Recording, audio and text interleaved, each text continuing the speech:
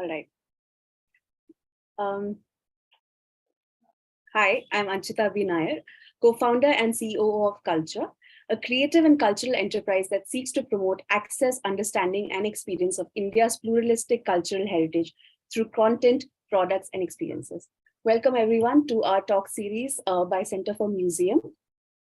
Museums play a crucial role in building an informal educational environment. As they ride the currents of change, they still retain their power of legitimacy as repositories of culture. Being a center of education and influence, museums around the world have provided more than 18 million hours of targeted education annually, including guided tours, staff visits, school outreach, professional development for teachers, etc. Today, we will talk about the changing landscape of museum education and its need to adopt current trends in the country. We will also address the opportunities and careers in the museum sector. We have with us Dr. Savita Kumari. She is the Senior Assistant Professor in the Department of History of Art at the National Museum Institute of History of Art, Conservation and Museology, New Delhi. She has published several articles and books on Indian art history and its interface with world art history. Before joining NMI, she worked in leading art organizations, including the National Gallery of Modern Art as the assistant curator and the Indira Gandhi National Center for the Arts. She's a recipient of prestigious national and international fellowships. For the past 15 years, she co-coordinated national and international seminars and workshops and co-curated several exhibitions. She's the secretary of the Indian Committee of Art History, which is affiliated with CIHA. She is also a member of the College Art Association of America and International Committee for Museums and Collections of Modern Art, an ICOM affiliated organization. Welcome, Savita. We are so glad you could join us for this talk series under Center for Museums. Thank you, Anchita, for inviting me, and I look forward to this interesting series. Yes. So we've had a few, different topics around museums, and we thought, museum education is something that most people don't talk about. So one of the major functions of a museum is education. Museum education is an important part of the museum experience, offering visitors a unique opportunity to learn and explore in a hands-on interactive environment. It promotes a deeper understanding and appreciation of art, history, science, and other subjects represented in the museum's collection. What changes in viewpoint and trends in teaching and learning have you observed in the past 15 years?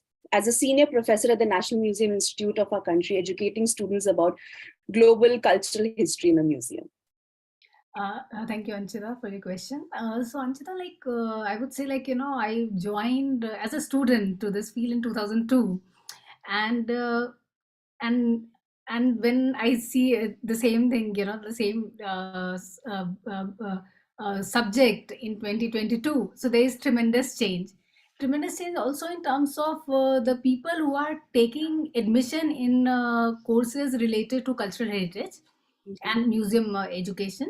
So so around in the beginning of the millennia, very few people who are really interested into it would come and join this course. So when I was studying, there were 8 students in my class.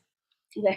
And they were already some sort of they were in some profession, and they decided to come, and it's a kind of a skill, an added skill. But Right. now very young people, right from the college, they know that they need to make their career in this sector, and they come, and the number also increased. So we certainly see that there is more interest among youth in subjects related to culture and museum. Mm. So one thing is that, and then also the industry. I would say, previously the opportunities were limited. Now it's opening up. So we see more interest in the subject, and also there's a lot of aspiration, among the youth. So they consider it as a kind of new industry, upcoming industry, and they certainly come with a lot of passion and energy, and know about the subject. It's not like they're doing it just adding one sort of skill, or what's interesting is, I think, people from different industries are also joining the sector, right? Like, as an architect, as an architecture student, I didn't think about becoming a exhibition or set design person, but now students have a vision that over in the future we want to be associated with museums, even if they are in different sectors, right? So Yeah, that's very interesting. you are right. I mean, it is becoming multidisciplinary. Yes, yes, And absolutely. now I think also, like, earlier it was like, a kind of specialization is blurring. Yeah, yeah, So, yeah. because it's the age of collaboration. And Mm, I think no good project, because the knowledge has become so advanced. So to deliver a good project, to come together and create an enhanced experience in the museum sector. So yes, it cannot be seen in isolation at all. right, absolutely. As museums seek to communicate, it is necessarily to promote a conversation with the visitors, right? How does personal interaction enhance the growth of museums and visitors? Uh, this is really important, because when you come to a museum setup, even today the building, for instance, when you look at the building, it's very formal and Right, authoritative. So yeah, it is not inviting as such. right, And my experience in the National Museum, I would say, like, you've been to the National Museum, and then you'll see like a lot of auto rickshaw wala would be there waiting for the visitors to come out. So I right, asked them, like, how many times they visited the museum, and I've been seeing them for like years. yeah, So they said, "Ma'am, ask tak nahi gaye. We never entered into that space." right, So I told them, like, it's very cheap, and if the kids are coming, then it's free also for the students. But they never felt invited in that structure. right, right, So I think this personal touch, so if there is this human touch to the whole, the manner in which museum invites the visitor is very, very important to make it more inclusive. right.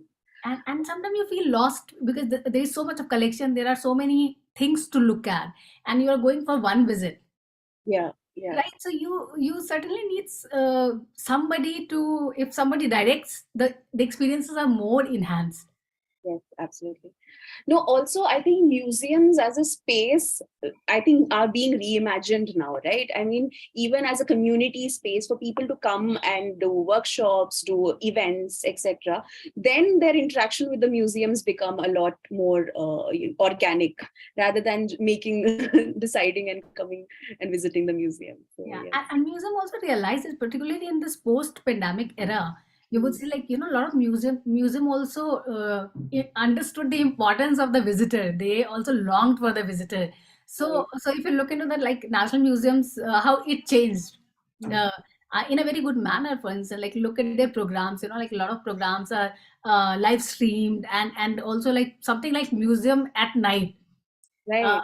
it was never imagined. I remember, like, if, because of the security reason or whatever, like after 6, okay, the museum is closed. No way you can enter into that space. But Right. now when it became so festive, and also very interdisciplinary, so it's not like, the objects are dead in a particular space, but Mm, like museums are trying to create the context of those objects. So for instance, like when there are display of the ragbala painting, so we see that, there are rags are actually practiced by the musicians. wow.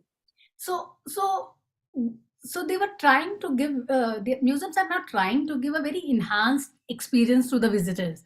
uh, and also like post office hours, so like it is becoming a recreational space. Right. So important. And to see this happen in a government museum is amazing. So, I mean, we had seen it in a few private institutions, but I think the government warming up to it is great. Um, Right.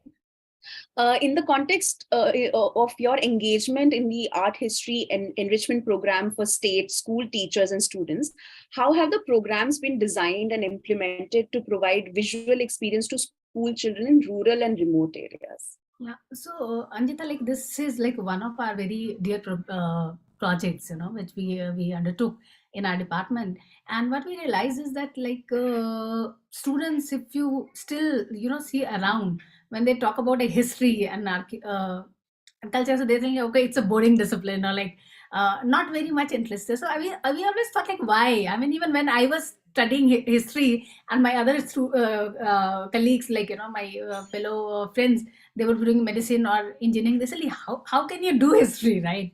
So Yeah. I always thought like something should be done about it.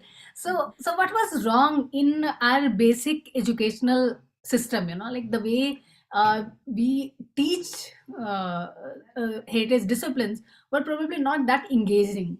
Hmm. So we thought of having a look into this aspect, and then we looked into the curriculum of school, both the NCRT books and also the books which are being used by the state governments. Hmm.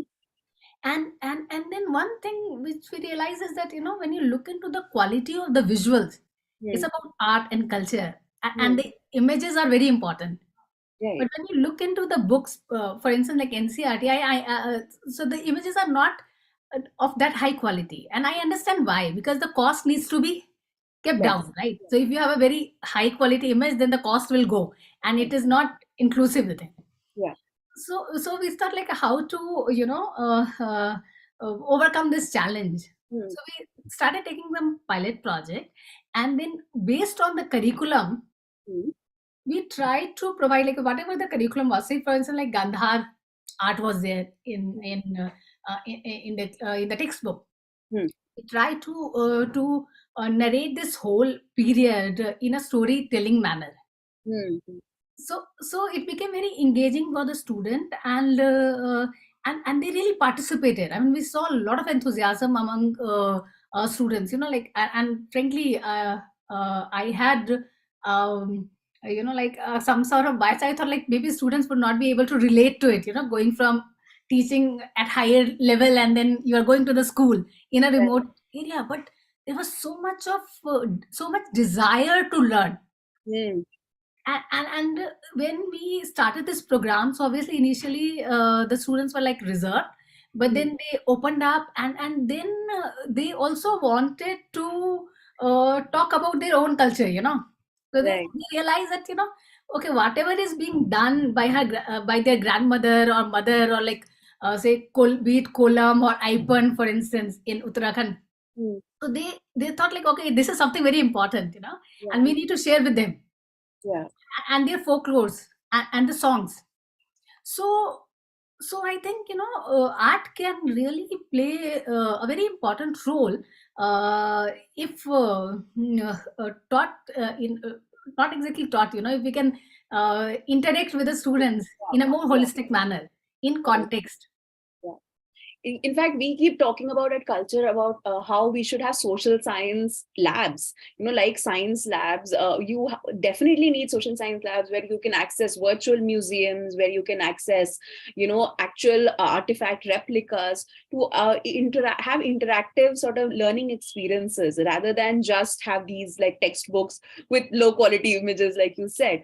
So yeah, it's very important to start that interaction. And also, if students start understanding their culture and heritage is important, then they will be more cognizant of it, and then they start documenting it or start making sure that the next generation also knows it, and that's the only way we can make heritage living, right? Right.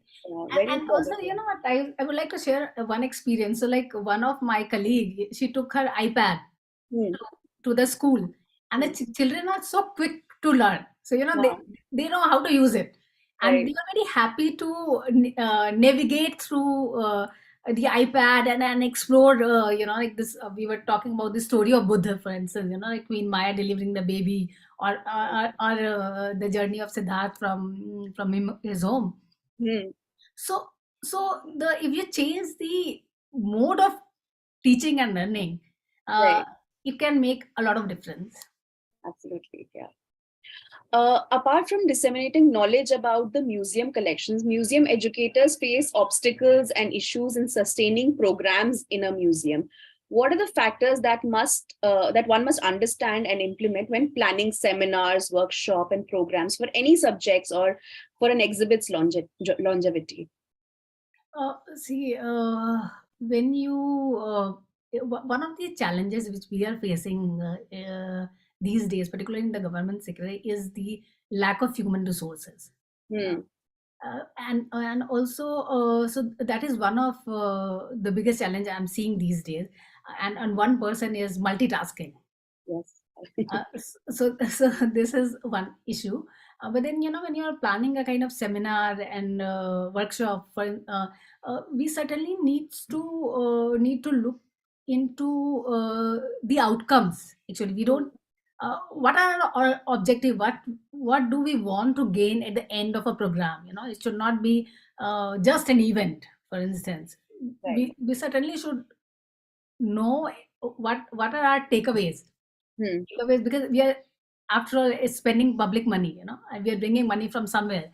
so Hmm. so resources needs to be thoughtfully spent. So we must know, like, what is our objective. And Hmm. then it is very important to um, make it open, like open to all, like whosoever has the expertise should be able to be part of it. What I've noticed is, like, somehow culture has become a very uh, protected space. Right. So when you go to different events, like, you'll say same set of people Yes. again and again. Yes. So as if, like, others don't exist. Yeah. Yeah. Which is not right. I mean, because so there is one. I think, when we are planning a program, we should try and make it visible to Hmm. a lot of people. There should be a fair chances, opportunity for everyone to participate in the event. Yeah. And then, of course, you need to look into the funding, who is funding the outreach. Yeah. And also, we need to understand that, what is our main objective. We Hmm. should not digress from there. Right. But So, you've done a lot of these workshops, seminars, curated exhibitions. Do you see that some are more successful than the others? So what do you think are these? What do you think is what makes this a success? uh, yeah, so again, it depends upon, like, like, in the cultural sector or the museum sector is vast, right? Hmm. and Hmm. and like, maybe, like, one set of people are interested in a particular area, Hmm. and others are not interested in that. So you need to find out the right resource person, and also the right kind of, participant for that Hmm. program. Right. So there has to be that interaction. Hmm. And what I have noticed is, like, like, also, we need to see the trends. Hmm. Things are changing. So if you don't address to that change, Hmm. it may become very boring. And Right. people, you cannot sustain the interest of the people. And particularly these days, Hmm. they do not have patience. I'm seeing, like, the people don't have patience to listen to someone for a long time. So unless it is interesting, unless they think that they are getting something out of it, outcome is very, very important. Time Right. is value, you know Do you have any examples of innovative programs that have happened in Indian museums where you feel like they've caught on the trend, made sure that they've engaged with the visitors, etc.? Yeah, see, I would say, like, I'll give you an example of my own exhibition, like company painting, for instance. I would consider it as a success, and it's a very interesting story, because this is probably the only exhibition in which has happened in the National Museum, which was never inaugurated. Okay. Right. So what happened was, like, suddenly, like, but then, what was interesting about this exhibition, and the new trend which is coming, which is becoming very popular these days, is that now this exhibition is not limited to a particular curator or a Hmm. particular museum. It became a very democratic space. So I have Hmm. seen, like, a lot of uh, art enthusiasts, the scholars, they created their own program around the exhibition.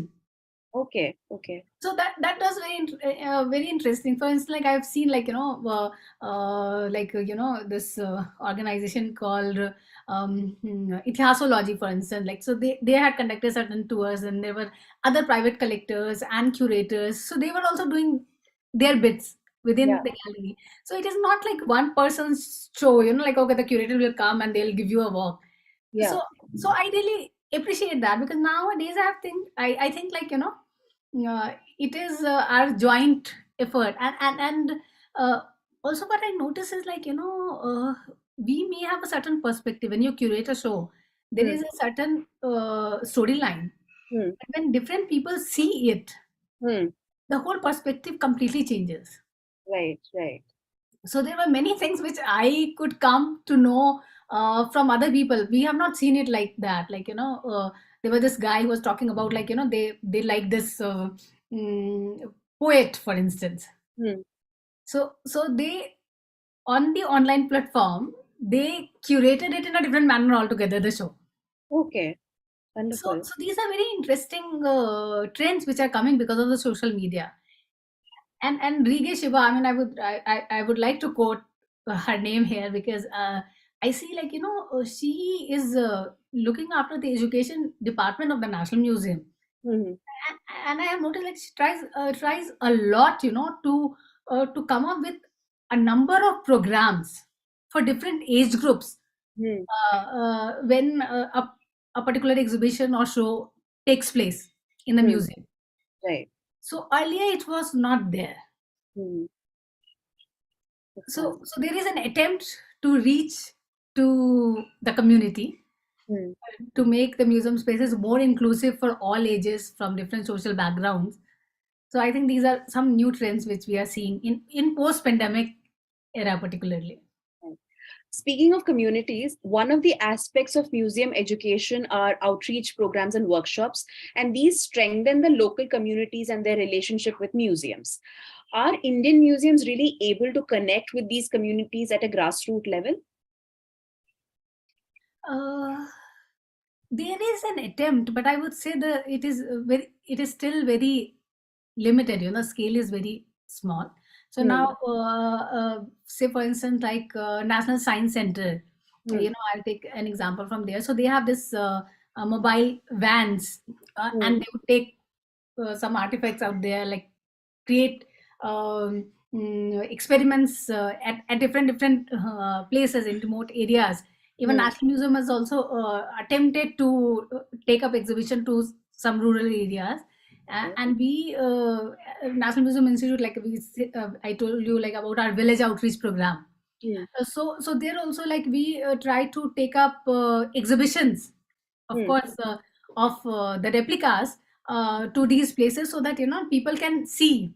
So where you don't have the museum, at least they also have some accessibility to it. Right. But these are very small initiatives. Right. And the mammoth cultural heritage India has, Yeah. uh, and each and every reason, I mean, we have a lot to do in terms of Hmm. community engagement at the grassroots level. We Yeah. are yet to reach Right. and make the difference. Right. In India, we have on-site museums at heritage monuments that house an archaeological collection, a rail museum where the exhibits are larger than human size, and a personalia museum where images and written conversations are showcased. Are museum professionals able to ignite interest in its museum collection, utilizing changing trends with visitors from various backgrounds? There is an attempt for sure. Um Again, I'm going to quote an example from National Museum because somehow I am connected No, to of course, that. your experience. So recently they have come up with this Buddha museum, there's a whole narrative of on Buddhist art from Hmm. ancient to the present times. And also in that particular space, there is one hall which is dedicated to the display of only one object, which is the representation of a stoop. Okay. And in fact, it has come to our country from Thailand as a donation from Thailand. And a lot of people, the pilgrims Hmm. from different parts of Southeast Asia, particularly Sri Lanka, they come, and they have nothing to do with the museum, anything else in the museum. They Okay. they come here as a devotee. Hmm. They take out their shoes and go pray to the stupa, and take ambulation, circumambulation around it. Wow. So now, earlier it was this, that artifact was in a gallery with many other objects. Huh. But what National Museum understood the importance of that particular object in the life of the community. So Hmm. there is this whole hall dedicated to this particular object, where and it became a meditational center. Wow. Okay. So this is very interesting because like so now this it's not a dead space, it's not an intellectual space, it's a very personal emotional space. So people are doing it, and then I'll take an example from Bihar Museum. So Hmm. I had a chance to visit that museum. This is one of the best museums in the country, I would say, Yeah. if you had the chance to visit it. So they have created this, like how archaeologists work for the children. Hmm. So kids get to see the tools, experiment with it, and there is a lot of audio visual context to the artifacts, which Okay. which has enhanced the experiences. So museums are trying. Right. We are also trying, like what you talked about archaeology simulation. So Culture has come out with a archaeology simulation kit where students or young, heritage enthusiasts can sort of learn how an archaeologist works with the tools and digs out artifact replicas, Harappan civilization replicas or punchmark coins or gemstones. So, again, making it an experiential sort of learning experience. So, yeah, so we're Yeah, also that's very doing. interesting. I have been tracing culture, like what you guys do, and it's quite interesting. I mean, even this project of yours, or also cultural incubators, for instance, which you have created at different places. So this is very important. And what is interesting about this time is that again, uh, a group of youth, young people, they have come together and they thought about it. Probably museum should have thought about it. Yes, absolutely. Yeah, Yeah. yeah. So but then it is good, like, okay, if the museum is unable to do certain things, so there is somebody to take that responsibility. Right, So right. that's the beauty of the sector now, like, Yeah. so we are hand holding. Yeah, in fact, we are at the Center for Museums. We work with different museums to, even create things for the museum shop. Museum collection inspired products. So that is something that we have started doing, and that's something that we really want to get into in a big way. So collaboration, I think, is the key. That, like you Exactly. said, yeah, We cannot work in isolation, you know. absolutely. The museum profession in India has gained popularity recently through the profession, though the profession dates back to the early 20th century. The fact is that, unlike other careers such as doctor, lawyer, or scientist, the skills, experience, and the academic qualifications for a museum professional are amorphous and inconsistent. So, what does it take to gain mastery in this field? Is it primarily through the study of history of art or museology? And what can the field do to further professionalize itself? uh, that's a complicated question, actually, see, also right that this is an important sector, Hmm. and we've been trying to develop it even before the independence. In fact, there was this constant understanding of developing this sector. I would like to quote here the Journal of Museum Association of India. If you see, like, which was published in 1949, 50s, where you'll see that the leaders were also involved about. They understood the importance of museum as a non-formal educational center, Hmm. and there was like constant uh, debate going on, like how to evolve this sector. But Hmm. unfortunately, even today it remains very, very uh, informal, in the sense, like there is no clear cut opportunities in the field. Right. So and being only art historian or museologist would not be sufficient, because you need to fit yourself in different kind of context. Absolutely. so Yeah. so we need to acquire a lot of different skills, along with, of course, one needs to have the mastery over the subject. That is very, very important. But then also one needs to be flexible enough to tailor one's knowledge to Hmm. fit in a certain situations. Right. So So Can you like name a couple of these skills for like, our young, aspirants who want to get into the sector? Like, how if they so for example, management skills, this is so important for a curator or a museum professional, but that's not something which is usually taught in a museology course. So if there are online courses that people can sort of seek and search, like I think branding and marketing is something that people should look into if they want to become museum professionals.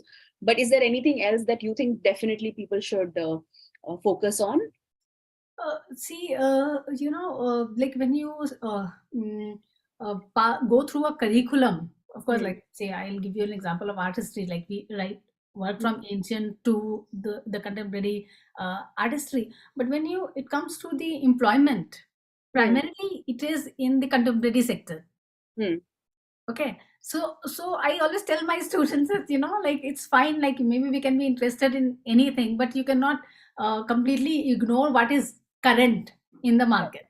Right. So you need to the young students particularly, like they cannot be in isolation, like not interested and just finishing their course for the heck of it. This discipline requires a lot of hard work, Hmm. and also awareness about what all is going on around you. Hmm. So I would say, like when you are studying, you must visit as many exhibitions or workshops as possible. So and meet a lot of people. Right. Try and have the dialogue. So then you are aware of what is happening around you, and you would know like how to mold your specialization for the Hmm. needs of the sector. Right. Right. Absolutely. Read a lot, write a lot. So writing the skills, like writing skill is very very important. Like if Hmm. you're documenting, so you need to be really very art history particularly. You need to have writing skills, and then as you said, like I was reading this book by a Professor Damodaran, Okay. Right. and it's very interesting book. I'm yet to get back to you on that book, but what I liked about the book is like this now we all need to come together. Hmm. Isolation mein, if you are only art historian or museologist, it will certainly not help. So we need to look into different sectors. For instance, like graphic designing is very important. Hmm. So Absolutely. so, so even if you know art history, but how to present it to the people, how to make it more interesting for the common people. Hmm. So the graphics or even like making short films, for instance. Hmm. Now the softwares are easily available, Hmm. so one needs to like acquire all those kind of skills. So you go somewhere, maybe you have seen something which is interesting, you need to know how to document it, present in a particular format, and now you can show it on YouTube, so one can be more visible. Using social media, making it accessible online, reinventing online learning practices, think agile way of working, thinking of collaborations. All of this has to be sort of brought in to make sure the trends, you're caught up with the trends, right? It is important. I mean, Yeah. I would say like though I don't like to admit it, but I think you need to mold yourself, fit yourself, particularly in the initial stages of your career. Hmm. One cannot afford to specialize. Right. Right. Absolutely. You need to be you need to be versatile, and Right. like Stephanie, for instance, in the car. Yeah. So you Yeah. should be able to fit in wherever you are required. So maybe, so I tell the student, like like you do so many courses. So if you have specialized in modern art, for instance, so of course you're going for the job, you say that, okay, see, these are my skill set. But then if you're doing uh, uh, Gandhar or Hmm. Mathura, so you can always say like, okay, I have done this assignment on it and how good I am. So how Right. you present yourself, is marketing is very very important. Yeah. Yeah. Absolutely. With the coming of new museums in the country and the interest of upcoming generation in getting involved in the museum environment, are there enough museum opportunities out there to explore? Uh, Nowadays, yes, because lot of under CSR also, like Hmm. corporate social responsibility, a lot of corporate houses and are coming up with new sets of museums, so the opportunities have increased. I'll Hmm. give you example of, like, like HCL is doing as museum. Infosys is investing a lot. Geo nowadays, like, like Yeah. is focusing a lot on cultural sector. Hmm. So that way, so now it's not limited to only like a couple of galleries or museums, funded by the government, but a lot of other avenues are coming. Right. And also art fair, I would say. Hmm. Earlier it was not there. Now so many art fairs, and they are internationally recognized. uh, Right. they are valued, like Binales, like Kochi Binale, or like now Bodh Gaya Binale has started, Hmm. India Art Fair. So look at it. So all these platforms are have certainly increased the opportunities in the sector. Right. And also, we need more cultural entrepreneurs to think of the new opportunities as well, right? You need to create the opportunities the way you guys have done. Right. So there was nothing served on a platter for you, right? Right. Right. But if you are an entrepreneur, then there is a lot of opportunity. Right. You, I mean, even if you look at Instagram, there are so many channels that focus on a culture and heritage and museums, and they are doing it. They have followers. They have they are making a whole career out of it. So yeah. now the opportunities are a lot more than I think before. So I think students should definitely explore them. Museums have educational purpose and curriculum to achieve their role in society. Are museums today successful in disentangling curriculum from its traditional context and giving it a new meaning in the changing trend and time? Like you yourself are teaching, and you're responsible for creating new curriculums. Do you think it's happening at the same pace as the trends are moving? Mm, I regret to admit that this is not happening at the same pace. Right. But we must do it, and I think uh, uh, like national education policy, which Hmm. has come in 2020, it has noticed the changes, Hmm. Hmm. Hmm. and the framework is very interesting, and it caters to the new needs of the society. For instance, it talks about, like, look into your local context but also become international. Right. Right. Yeah. So that is very important, because first we need to have dignity in what we are. Hmm. Unlike, if you remember, like the previous generation, or even my generation for that matter, you have this baggage of, like, okay, so the colonial baggage we carry. Yeah. So we always think, like, okay, what is happening in the West, and then we somehow, like, we try to incorporate that model in our own spaces, whether it fits or not, we don't bother about it. But nowadays, like, with this whole idea of, like, believe in yourself, look into your own tradition, and then that certainly cater to what was happening around the world. Hmm. uh, so there is a direction Hmm.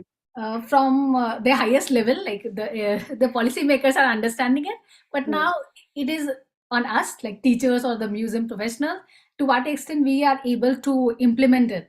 So Hmm. now this whole idea of, like, multidisciplinary disciplinary education Hmm. is part of it, and I certainly believe in it, because Right. I have noticed, like, when you are creating one exhibition, it is not one person's exhibition.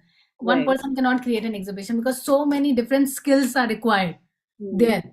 Right. So we need to look into that, Hmm. and then develop our curriculum accordingly. Hmm. There has to be more flexibility. So Right. rigidity will not work. Like, as you said, like, of course, like, if I'm doing pure art history and I'm not seeing what all is happening around in other discipline, in architecture Hmm. or any other sector, for instance, we will not succeed, Right. because Yeah. yeah. In many countries, students have gone back to their homes, like in countries or states, and might now not have the opportunity to go back to the location of the university. Could educational institutions or museums tie up with local museums in their respective states for students to provide or facilitate internships for practical experience, etc. Have you thought about how you can tie up with museums for practical experience for students? Uh, yeah, so like if I take an example of National Museum Institute, Hmm. we right from the beginning, in fact, we have this model that once the student completes their coursework, Hmm. we provide them internship, and those internship can be done with any museum in the country. Okay, Okay, right.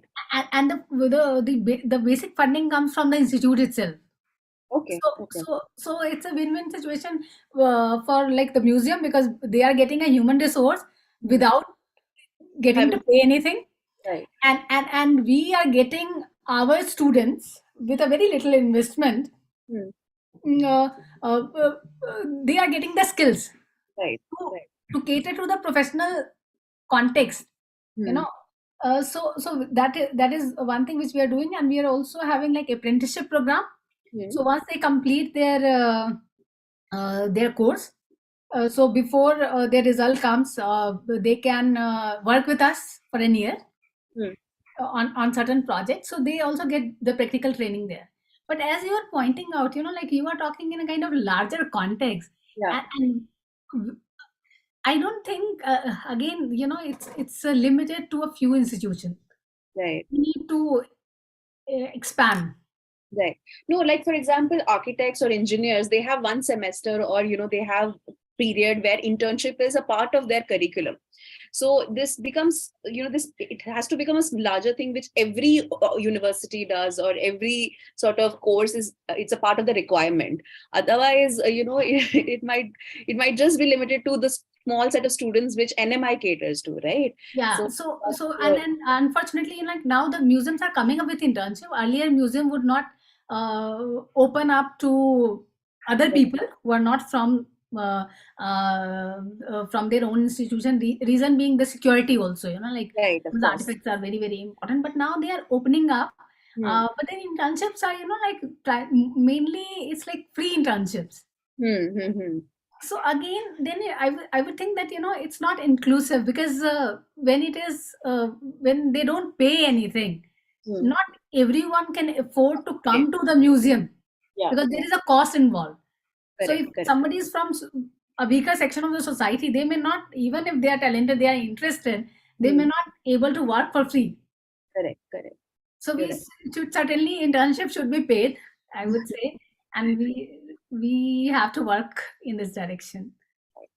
I would like to invite the audience members to put in their questions in the chat box so that we can, get maximum out of Savita here. Um, but we had done a workshop with you, Savita, for NMI, and we tried to get more different kinds of disciplines to sort of come in and talk about uh, say brand management or policy making and things like that. Do you think more such courses or initiatives will happen in the coming future? Certainly, because we believe that students should be getting the practical exposure. Hmm. So of course we are going to we will be having this workshop which we did with you, and also on different aspects, like we have multiple courses. We offer courses on various aspects of Indian art history and world art history, and uh, with each course we try and create a program Hmm. which deals with the practical training. So recently, I'll give you an example that we have a course on folk and tribal art. Hmm. So we invited the artists, the practitioners from different folk and tribal art background to teach our students. Yeah, So that's so important. Right. yeah, it is. So student get to see, particularly it is very important for new generation student, because they are very they are restless Hmm. and impatient. So when they look at the process of creation of the artwork, Hmm. they realize, like what you see in a moment's time, you're not even trying to engage with a work of art for 2 minutes. Actually it takes hours, sometimes days to complete Hmm. one word. Right. right, So when they did it, they could value each and every stroke that has gone into making of that artwork. right. Absolutely. No, it's so important. Like, for example, we had taken design students to Bastar and Kondagaon in Chhattisgarh to show them what the process of, say, dokra art making is, or weaving, or kosa silk, etc. So then what happens is when they are designing and they are cognizant of the kind of effort that goes in, they try to incorporate these folk traditional art forms in their design language. So then orders are placed more for the kind of craft which is being practiced. The only way to keep these traditional crafts alive is to have more and more people engage with them, right? So exposure to students is so important. Like, it's the key for us to make sure our heritage is continuing more and more. So Yeah, you are so right, because it is very important that youth feels connected with the tradition. absolutely, yes. So that will make them confident in their own life and whatever they do. Yeah. And also this sense of respecting Hmm. the people from diverse backgrounds. So who is the teacher now? When Yeah, you are having this craftsman, or even like a professor in the university, everyone becomes the teacher. You can learn from anyone. correct, So correct. so that is very important. And also like urban and rural gaps can Hmm. be can be Yeah, bridged in this particular manner. we have a question. Mhm. Deepshika says, hello, ma'am. Like ICOM, is there any committee in India that works solely for the development of the museum sector? Uh, See, there are a few agencies, but not at the level of ICOM, for instance. But then, like Intac is doing a lot of work in terms of conservation. Mm-hmm. Then you have Indian Artistry Congress, which at least tries to meet once in a year, uh, if not more, and they come up with their publication. There is this archaeological society, Indian Archaeological Society. Okay. So these are like not non-government bodies Hmm. who are trying to further the discipline of art and culture. Right. But I'm sure you have to be a archaeologist to be a part of it. Like, is it such a Not exactly, but if somebody is interested, it's open to anyone who is interested in the field. okay? Oh, that's interesting. But how do we come to know about this? Like, you talked about these three. So where do we find out more about such places? Yeah, Anjita, so that is the unfortunate part, because all these bodies, they're like old bodies, Hmm. and they're very important bodies, but somehow they did not uh, their outreach is limited. Right, right. So the people who have sustained the our seniors, who have sustained it, but like to give it visibility uh, on social media, or or through website, Hmm. it is yet to be done.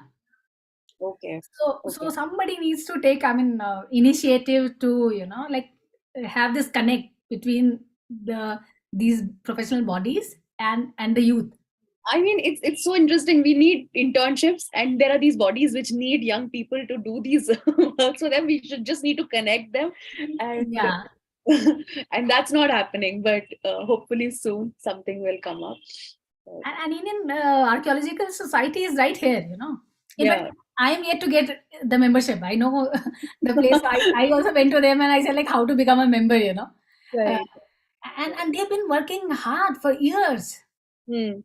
But again, their reach remains limited to a particular community of archaeologists or art historians, Correct. the subject experts.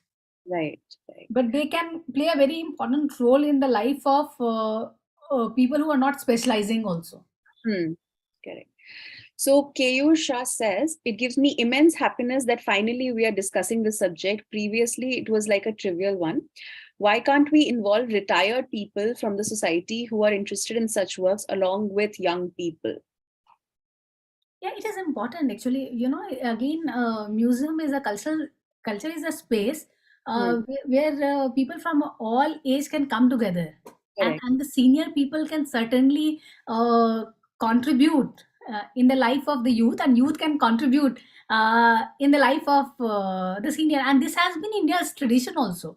This Hmm. whole, like if you know, like Dadi or Nani ki kahaniya, for instance, Yeah. it's like, how through oral tradition, the Hmm. knowledge has been disseminated. Hmm. But in this urban setup and the nuclear family setup, Hmm. we are losing that connect. Correct. So what's the our learned audience is talking about is very, very important, and this has been a part of our tradition actually, Yeah. connecting the different age group. Correct. Uh, but yes, we need to develop programs around it. Right. And make it accessible for people of all ages, right? I mean, if it is only online, maybe it might not be, easy for someone to access if they are not already familiar with these online programs. But one has to find innovative ways for outreach in these, in museums. I think that's the key takeaway. Manavpreet Kaur Arora says, "Hello, ma'am. I would like to know if the museums are planning anything for preserving the intangible culture of India." Again, it's a very interesting question, Manav. And now see, if you see the change in the definition of ICOM Hmm. about museum, so intangible has been added to it. Right. In the definition, it was not there earlier. We were talking about museum housing, like the tangible aspect of the culture, but now intangible is becoming a very important part of it. And lately, very recently, it has been a very recent trend that there is an attempt to look into the context which has gone into the making of a particular tradition. So if we are having a textile exhibition, uh, and I'll take an example of an ongoing exhibition on Jan textiles in the National Museum. It's on at the moment. Hmm. So here the curator, what she has tried to do is, like, she of course there are scholars who research on the textile or on the painting, but at the same time the weavers are also there. Right. So we see how the practice is is being recognized Hmm. uh, in all these academic spaces. Correct. No, I also went to a recent exhibition on wool, Desi Oon, and they collected stories from different parts of the country where wool is a sacred thread which becomes part of their rituals, whether it's funerals or birth of a baby or marriage, and there now you see tangible and intangible sort of connecting, and it becomes it's not in isolation, right? In India everything is sort of connected. Yeah. So yeah, it's So that interesting. has been our tradition actually. In our tradition, tangible and intangible has always been woven Correct. together. Yes. So, like, say for instance, like, this whole idea of fulkari, for instance, this Mm. textile tradition from Punjab, or from even some parts of Gujarat. So the way it is being practiced among the women, so it's about their life, it's about how a particular fabric becomes so important and integral part of the life. So this, I think, this divide is, again, it's very Western. Absolutely. Yes. But unfortunately, we tried to copy that model. We divided tangible and intangible. Now we are bringing it back. Got together. Correct. Yeah. Radhika Karnik says, for an absolute beginner, could you please recommend any blogs, social media pages, channels, books to get started? So if you're talking about Indian art history, I would say there are some work by Partha Mittal, Indian art. It's a very interesting read. Yeah. And then there is this work by Susan Huntington. Hmm.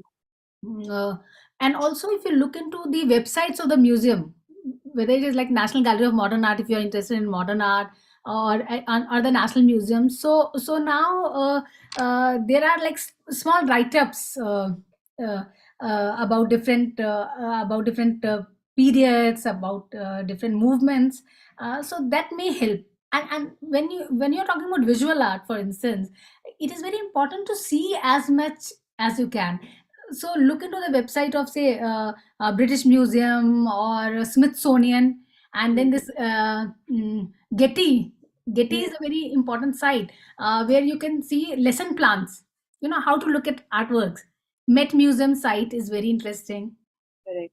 So there are some very good sites where you can get a lot of information, and also in a very lucid and and easy to understand format. Correct. No, some social media pages are also very interesting. Like museum professionals, say like Deepti Shashidharan from Eka, on her site, on her Instagram and Twitter, she talks about, I think jewelry and pop culture, and that's a very interesting way of looking at it. On the other hand, Sarmaya is one of my favorite social media, has one of my favorite social media pages where they make art very interesting and interactive for audience. So Lakma is another social media page. They do a lot of campaigns where they reimagine time periods and artworks, etc. So there are a lot of things going on which we just need to sort of explore.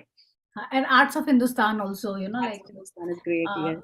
so yeah, you're right. But at the same time, Anchita, the problem is that there are so much of information and there's a lot of noise. Oh, So, yes. so actually, Right. it's very difficult to uh, for younger person, who never explored this world. Hmm. Which is the right site, which is the right source of information. So So I think that should also be, let me plug Culture's app here. we yeah. we are creating an app where we will curate information from different places, like what you're saying, like take out the noise and keep the best, and have short format content for young enthusiasts to just browse through, and then if they're interested in that topic, they can go ahead and read more about it. So Certainly. this is in the making. Hopefully it'll be out in a couple of months, and then Radhika, you can download it and have a look at And it. go through it, yeah. Yeah. Anyway, I think that's all the questions. Thank you so much, Savita, for spending time with us and having this great discussion. Wait, someone has also said, Megha Sharma says, is there anything for archaeology and ancient history students? Yeah, so what actually you are looking at, it's not very clear to me, but like say for instance, like we do short-term programs on Indian art history, or like Indian and world art appreciation. So Hmm. those are very interesting formats where you can have a kind of glance, through how art evolved in course of time. And also, if you look at something like Khan Academy, for instance, Hmm. they have also very interesting format, and they'll tell you about like different art different periods in the development of art history, or culture. So you can look into those videos as well. Okay. Right.